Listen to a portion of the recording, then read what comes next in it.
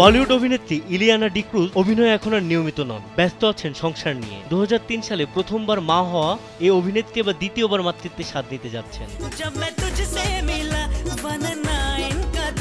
ভালোবাসা দিবসের পরদিনই ইলিয়ানা সুখবরটি সামাজিক যোগাযোগ মাধ্যমে শেয়ার করেন। নিজের ইনস্টাগ্রাম অ্যাকাউন্টে একটি প্রেগন্যান্সি কিটের ছবি শেয়ার করে ক্যাপশনে লিখেছেন, কিভাবে বুঝবেন কেউ প্রেগনেন্ট?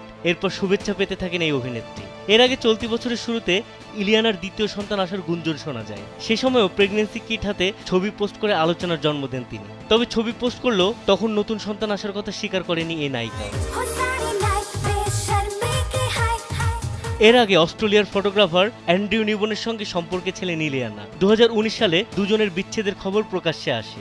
অ্যান্ড্রিউ এ বিষয়ে কোনো মন্তব্য না করতে চাইলেও ইলিয়ানা বিচ্ছেদের খবর স্বীকার করে নেন। তারপর শোনা যায় বলিউড অভিনেত্রী ক্যাটরিনা কাইফের ভাই সেবাস্টিয়ান লরেন্ট মিশেলের সঙ্গে প্রেম করেছেন ইলিয়ানা, কিন্তু এর রটনা বেশি দিন টেকেনি। পরে 2023 সালের মে মাসে মাইকেল ডোনাল্ডকে বিয়ে করেন ইলিয়ানা। তাদের প্রথম সন্তান কোয়ার জন্ম হয় বিয়ের আগেই। এবার আসছে এ দম্পতির দ্বিতীয় সন্তান।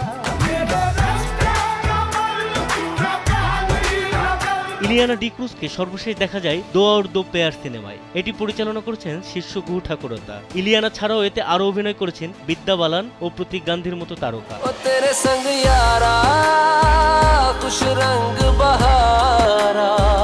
বিনোদন ডেস্ক, কালবেলা।